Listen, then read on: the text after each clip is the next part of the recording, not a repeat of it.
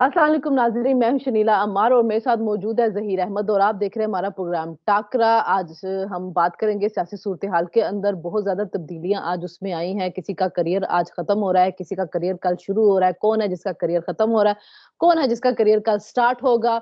और उसके अलावा कल के जो हलीफ थे वो आज आपके हरीफ बन गए हुए हैं। तो और उसके अलावा एहतजाज भी हुआ कहीं पे, वो एहतजाज किस किस्म का हुआ उसके बारे में हम बात करेंगे। लेकिन उस सबसे पहले आपने हमारे चैनल को सब्सक्राइब करना और बेल आइकन के बटन को प्रेस करना है। वीडियो को लाइक और शेयर करना मत भूलिएगा। अस्सलाम वालेकुम ज़हीर, कैसे हैं आप? जी, वाह इस्लाम, बिल्कुल ठीक-ठाक। अच्छा ज़हीर, मैंने बात की कि आज किसी का करियर खत्म होगा, तो करियर खत्म हो रहा है जी निगरान वज़ीर-ए-आज़म का और जो निगरान कैबिनेट थी, आज आखिरी दिन है उनका। और सुना ये गया कि जो अनवारुल हक काकड़ साहब हैं, वो शिफ्ट हो चुके हुए हैं मिनिस्टर इनक्लेव में प्राइम मिनिस्टर हाउस छोड़ के। कल एक नए प्राइम मिनिस्टर जो है वो पाकिस्तान को मिल जाएँगे। हुकूमत चलती है या नहीं चलती है वो तो अलग एक बहस है, लेकिन एक नया प्राइम मिनिस्टर कल वोट लेके आ जाएगा। और दूसरी बात ये होती है कि जो स्पीकर का इंतखाब होता है उसके अंदर खुफिया वोटिंग होती है। अगर खुफिया वोटिंग के अंदर उनके नुमाइंदे जीत चुके हैं तो ज़ाहिर है फिर प्राइम मिनिस्टर के में तो हमें ऐसी कोई बात नज़र नहीं आएगी कि वोट इधर से उधर हो जाए। लेकिन बहरहाल उससे पहले हम बात कर लेते हैं काकड़ साहब से कि 200 दिन वो वज़ीर-ए-आज़म रहे हैं, बड़े एक्टिव वज़ीर-ए-आज़म रहे हैं, मीडिया के ऊपर बड़ा आते रहे हैं, इंटरव्यू देते रहे हैं, यूनिवर्सिटीज़ के अंदर जाते रहे हैं। तो अगर देखा जाए तो हमने किसी निगरान वज़ीर-ए-आज़म को कभी इतना एक्टिव नहीं देखा जितना हम काकड़ साहब को देखा। तो काकड़ साहब ओवर एम्बिशियस थे कि आगे भी उनके कुछ प्लान होंगे, क्योंकि फिर जब मुँह को खून लगता है तो इतनी जल्दी से वो हटता तो नहीं है। ये बात बिल्कुल ठीक है शनीला और आप जिस तरह आप नया वज़ीर-आज़म आ रहे हैं, नए वज़ीर-आज़म नहीं है, पुराने वज़ीर-आज़म दोबारा आ रहे हैं, तो बीच में काकड़ साहब को 4-5 महीने मिल रहे थे, तो वो आए और अच्छा ये सिर्फ़ मज़े की बात है कि ये सिर्फ़ वज़ीर-आज़म निगरान वज़ीर-आज़म तक नहीं है। इस दफ़ा पहली दफ़ा आपने देखा होगा, निगरान वज़ीर आला पंजाब भी ऐसे आए जिन्होंने ख़ैर काकड़ साहब से ज़्यादा टेन्योर लगाया, कि वो भी एक ऐसे आए जिन्होंने जनाब साहब बहुत ज़्यादा एक्टिव होके मतलब हम तो भूल गए, हम तो ये सुनते आए थे कि निगरान वज़ीर आला या निगरान वज़ीर-आज़म का जो काम है वो इलेक्शन करवाना है, वो अपनी डोमेन के अंदर रह के सारा कुछ करना है। तो मोहसिन नकवी साहब भी अनवार काकड़ की तरह जनाब हर जगह मंसूबों का इफ्तिताह करते हुए नज़र आए। उनके ऊपर बात भी हुई कि पता नहीं इनकी डोमेन है या नहीं है, ये सारा कुछ लंबी प्लानिंग करते हुए नज़र आ रहे हैं। कहीं कुछ हाउसिंग स्कीमों के इफ्तिताह करते हुए नज़र आए, कहीं अस्पतालों के ऊपर छापे मारते नज़र आए, कहीं मतलब वो इलेक्शन अच्छा दोनों का काम था इलेक्शन के ऊपर फोकस करना। दोनों ने इलेक्शन के ऊपर सिर्फ फोकस नहीं किया, बाकी हर काम किया। जो काम वो करने आए थे, वो सारा कुछ किया। अब जिस तरह आपने बताया निगरान ये काकड़ साहब जो थे, एक इसमें जो पहले वाले अगर आप निगरान वज़ीर-आज़म के साथ मुवाज़ना करें, खोसू साहब के साथ कर लें, मलिक मिराज खालिद के साथ कर लें किसी के साथ भी कर लें, तो फ़र्क आपको एक वाज़ह नज़र आएगा। वो ये नज़र आएगा कि उनके बॉडी लैंग्वेज से, उनके बयानात से लगता था कि शायद ये वाक़ई यकीनन बल्कि वाक़ई डेढ़ 2 महीने के लिए आए हैं। लेकिन अच्छा अनवार ज़हीर, काकड़ एक उसमें एक बात ऐड करूँ कि पंजाब में अगर हम कंसेक्युटिव 3 प्राइम मिनिस्टर वज़ीर आला निगरान देखें तो कंट्रोवर्शियल आए हैं। नजम सेठी के ऊपर भी इतराज़ात रहे, उसके बाद जो हसन अस्करी थे उसके ऊपर भी इतराज़ात रहे, मोहसिन नकवी के ऊपर भी रहे। तो ये पंजाब के अंदर जो वज़ीर आला आ रहे हैं काफ़ी कंट्रोवर्शियल रहते हैं, उनके ऊपर किसी न किसी के इतराज़ात जो हैं वो रहते हैं। और जो मोहसिन नकवी थे इनके बारे में तो एक टाइम आया था, अगर आपको याद हो, कि ये भी खबर डिस्कस हो रही थी कि शायद काकड़ को हटा के मोहसिन नकवी को फेडरल में ला रहे हैं और इनको वज़ीर-ए-आज़म बना रहे हैं। तो ये तो इस हद तक जो है ना वो उम्मीदवार थे। और अभी बल्कि मैं ये भी सुन रही थी कहीं पे कि शायद इनको पंजाब का गवर्नर भी बनाया जा रहा है, पीपल्स पार्टी उसको गवर्नर बना दे, क्योंकि ज़रदारी ने दफ़ा इनको अपना बेटा भी कहा था। तो मोहसिन नकवी साहब भी लगता है कि इक़्तिदार की राहदारियाँ छोड़ना नहीं चाहते हैं। नहीं, ये बात बिल्कुल देखिए ना, अब आप ने खुद जिस तरह बताया है, जितने भी साबिक वज़ीर आला या वज़ीर-आज़म गए हैं, वो चुप करके चले गए, उनके ऊपर इस तरह की छाप नहीं थी। ये तो आने से पहले कभी काबे के अंदर की तस्वीरें नज़र आ रही हैं, कभी कोई ज़रदारी साहब कह रहे हैं मेरा दूसरा बच्चा, पहला बच्चा तो फलाना।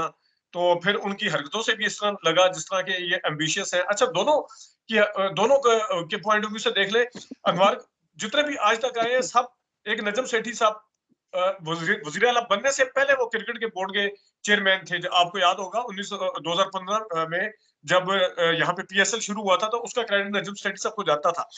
नजम सेठी साहब को छोड़ के, जो कि पहले भी पीसीबी के चेयरमैन थे, दरमियान में वज़ीर आला बने, दोबारा पीसीबी के चेयर नहीं नहीं नजम नहीं सेठी नहीं को छोड़ वो नहीं नहीं नजम सेठी वजीर आला बने और पीसीबी के चेयरमैन उसके बाद बने हैं। नवाज शरीफ के दौर में बने हैं पीसीबी के चेयरमैन, पीपल्स पार्टी के दौर में नहीं थे वो पीसीबी के चेयरमैन।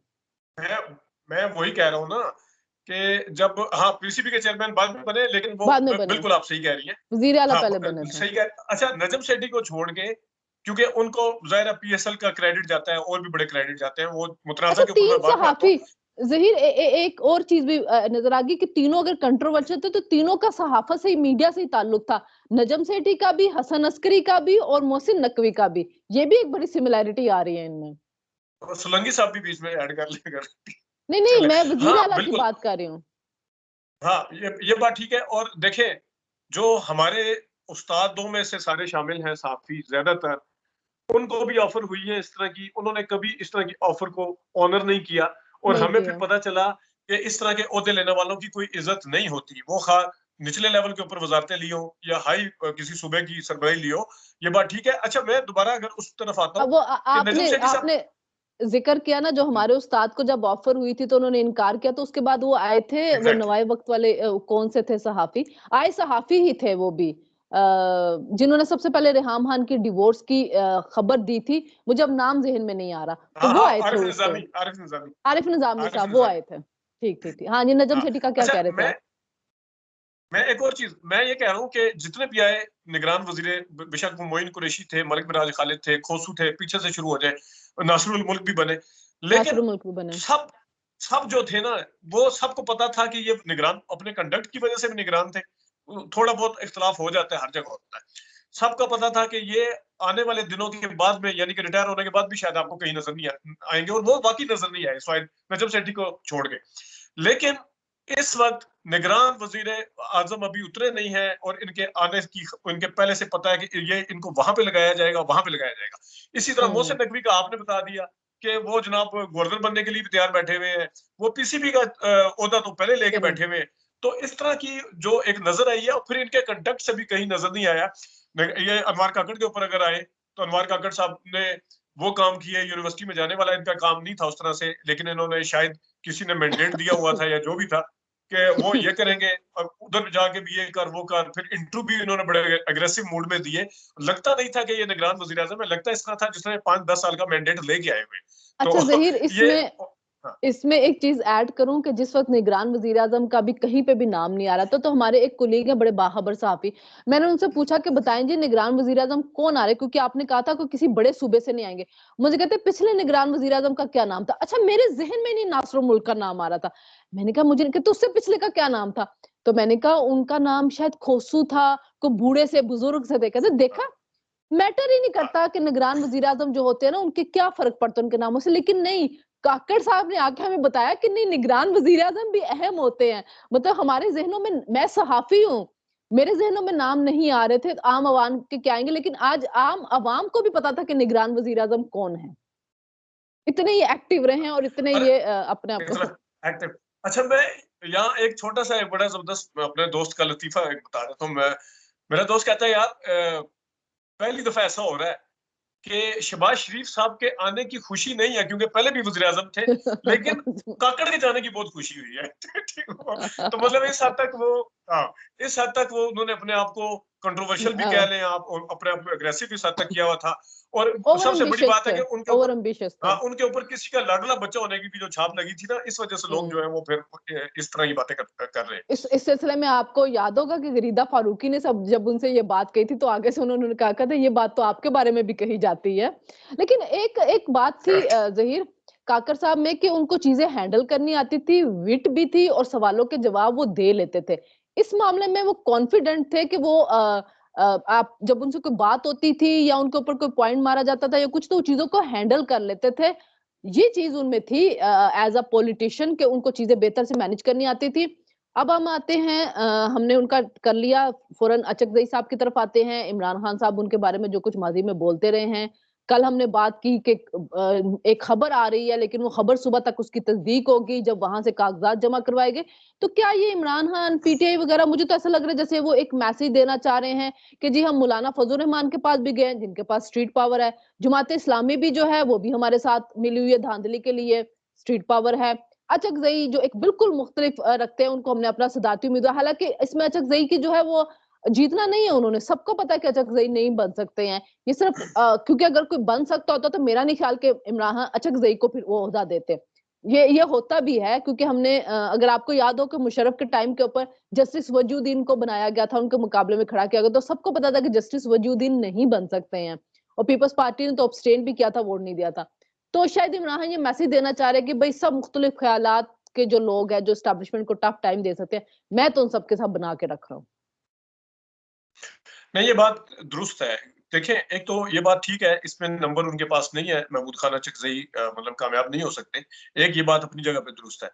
अगर इमरान खान साहब के पास नंबर होते तो यकीनन उनकी चॉइस कौन-सी होती, अपनी पार्टी के हवाले से ज़्यादा होती, ज़ाहिर है। ये भी एक बात हुँ। दुरुस्त है।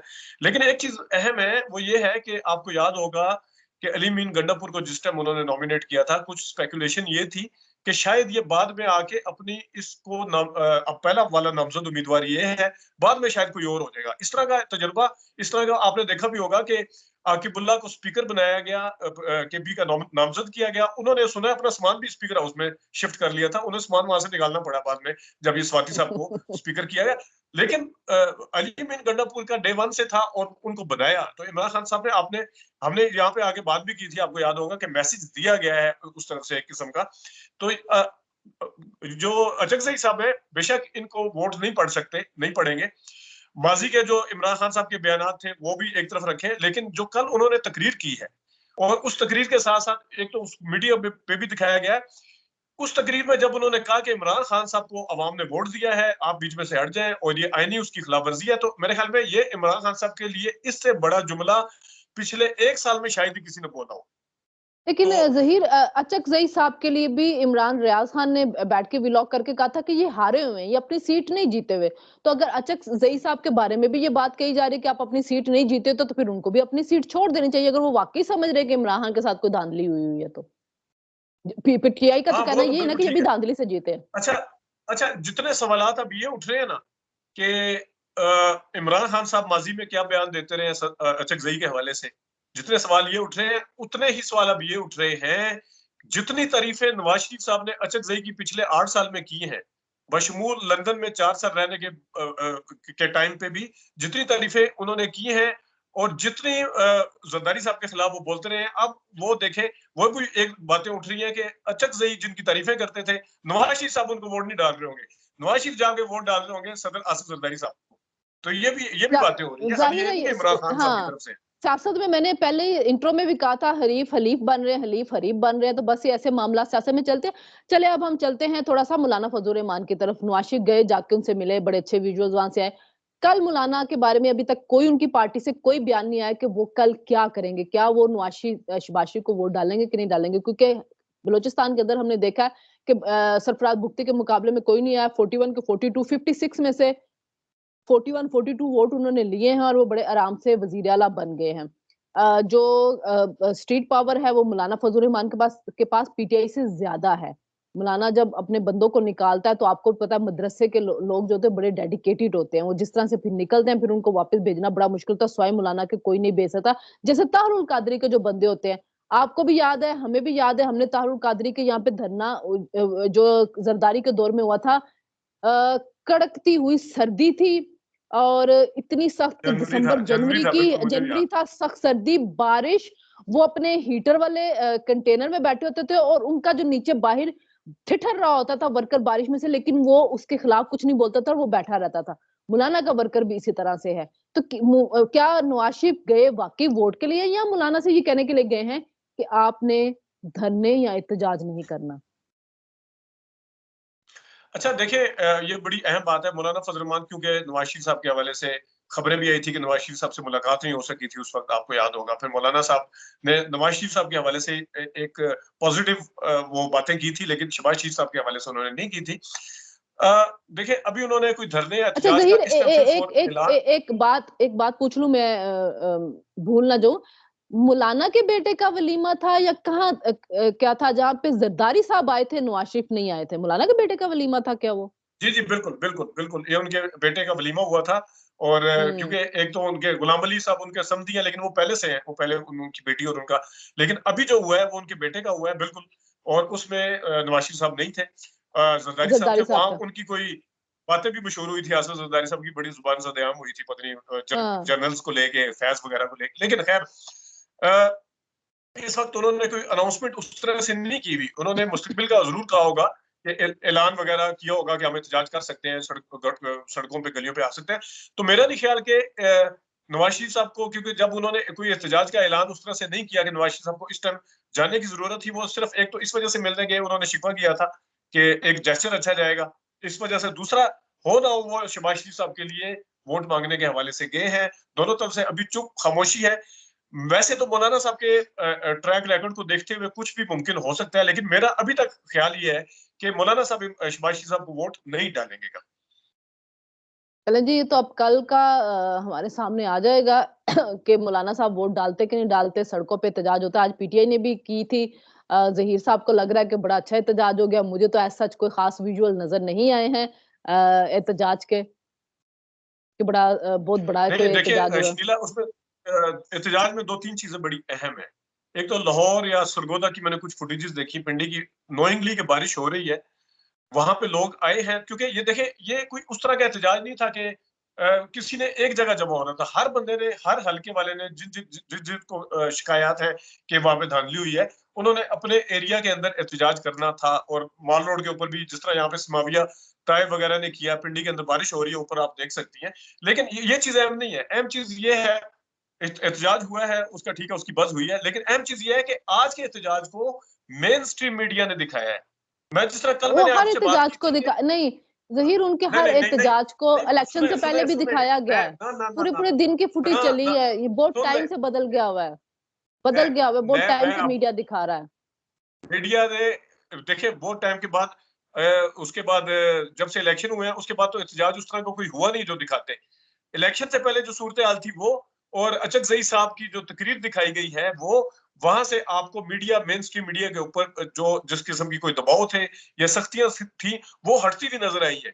तो ये देख के एक अच्छी चीज़ है, कोई भी करे एहतजाज, बेशक वो कोई भी पार्टी कर रही हो, उसको मेरे ख्याल मैंने में तो एक जो मैंने ड्यू कवरेज है वो मिलनी चाहिए उसके ऊपर। मैंने काफ़ी टाइम से पीटीआई को बहुत ज़्यादा इलेक्शन से पहले ही उनको बहुत ज़्यादा कवरेज जो है वो मिलते हुए नहीं, देखी है, नहीं, कौन-सी मुहिम और दिखाते थे? इलेक्शन से इलेक्शन की पहले उन्होंने कौन-सी ट्रांसमिशंस को कॉर्नर अगर आप मीटिंग दिखाई देख है लें, टीवी के ऊपर? टीवी के इलेक्शन ऊपर उनके कौन-सी मुहिम दिखाई, कौन-सी कवरेज, कौन-सा मरवत का जलसा भी इवन नहीं दिखाते थे, वो आपको ट्विटर के ऊपर से मिलता था जाके। आप वो याद ऐसा करें, हम यहाँ पे बैठ के हुए ही डिस्कस नहीं करते थे, थे। हम ऐसा छुए भी हम नहीं यहाँ थे पे बैठ के डिस्कस ज़हीर, कर रहे होते थे, नहीं दिखाया जाता था। नहीं ऐसा दिखाया छुए जाता था। भी कोई नहीं है। एक लेकिन ये है कि काफ़ी टाइम से अगर हम इलेक्शन की ट्रांसमिशन भी देख लें तो वहाँ पे ज़्यादातर टाइम जो इलेक्शन था के वो बाद, इलेक्शन पीटीआई के से बाद से हम कह सकते हैं कि इलेक्शन से पहले भी उनके बंदे नहीं, नहीं, हर इलेक्शन हर से पहले हर ऐस हर टॉक शो में नहीं, उनके बंदे बैठे हुए होते हैं। उनके बंदे हर टॉक शो बंदे में बैठे आते हुए हैं होते ना, हैं। टॉक शो नहीं, मैं मुहिम की बात कर रहा हूँ, इलेक्शन मुहिम के प्रेस दौरान कॉन्फ्रेंस किसी इस ज़हीर तरह की उनकी गैदरिंग की बात प्रेस कर रहा हूँ। कॉन्फ्रेंस सारी उनकी दिखाई गई हुई थी, बल्कि कई दफ़ा उनकी प्रेस कॉन्फ्रेंस जलसे काट के भी दिखाई गई हुई हैं। ऐसा ना करें, प्रेस नहीं, कॉन्फ्रेंस सारी मैं पीटीआई की चलती मैं थी। मैं मैं मीडिया टॉक की मैं बात नहीं कर रहा, मैं जो मैं प्रेस कवरेज मुहिम कॉन्फ्रेंस की बात कर रही हूँ कि वो भी मुहिम या पहले नहीं रैलियों की मिलती थी, बात लेकिन कर रहा बहुत हूँ। पहले और से जहाँ उनकी वो तक शुरू हो प्रेस चुकी थी। कॉन्फ्रेंस की बात है, वो भी मैं आपको बता दूँ, या टॉक जब शो में से शिरकत करने की बात है। अली मैं चूँकि अली गौहर आए हैं, तब से बहुत ज़्यादा इनको मीडिया कवरेज मिलनी शुरू हुई है। मैं मैं मैं एक चीज़ बताऊँ कि मैं डायरेक्टली, क्योंकि टॉक शोज़ को देख भी रहा होता हूँ और मेरा खुद ताल्लुक है। मैं आपको नाम लेके बता सकता हूँ, शुएब शाहीन, रऊफ हसन, एक और 2-3 बंदे ऐसे थे जिनको पीछे से दबाव था कि इनको आपने नहीं लेना है। तो मुड़-तुड़ के वो शाम को पता चलता था कि नईम हैदर पंजूता आ रहा है या डॉक्टर हमैयो, वो क्या था, हमैयो मोहम्मद, वो आ रहे हैं। इसके अलावा कोई बंदे नहीं, ये यहाँ तक बताया जाता है कि फलाँ बंदे को लेना, फलाँ को नहीं लेना। मैं इस चीज़ का गवाह हूँ। अभी भी वही लोग ही हैं, अभी भी वही लोग हैं, और तो कोई नाम अभी चेहरा अब मुझे नज़र नहीं, नहीं आ रहे। अब कल जिनके ऊपर उस हाँ, टाइम पाबंदी थी, अब है। एक अब आमिर रऊफ हसन डोगर भी को आपको नज़र आते हैं, अब शुएब शाहीन रऊफ भी हसन मुझे रेगुलर नज़र पहले आना भी शुरू हो गए नज़र हैं। आते थे। ये जो शहज़ाद इकबाल हैं, जो जियो वाले, उनके प्रोग्राम में तो बैठे ही रऊफ हसन होते थे हर वक़्त। चले हम इस पे फिर डिस्कस कर लेंगे, कल का दिन बड़ा अहम है। पाकिस्तान को एक नया वज़ीर-ए-आज़म मिलेगा और देखेंगे कि उनकी पॉलिसीज़ क्या होती है, किस तरह से वो लेके चलते हैं सारे मामलातों को कुछ टाइम के बाद। कल मैं गलत बोल गई थी, 8 मार्च कहना था, मैं 8 दिसंबर कह गई थी अपनी क्लोजिंग में कि हमें सदर मिलेंगे, सदर हमें मार्च के अंदर ही मिल जाएँगे। तो सदर भी मिल जाएँगे, सेनेट के इलेक्शन भी हो जाएँगे, लेकिन पाकिस्तान के अंदर जो सियासत है वो हमेशा हैपनिंग का शिकार रहते, तो हम आते रहेंगे, तज़िये करते रहेंगे। हमें इजाज़त दीजिए, अल्लाह हाफ़िज़।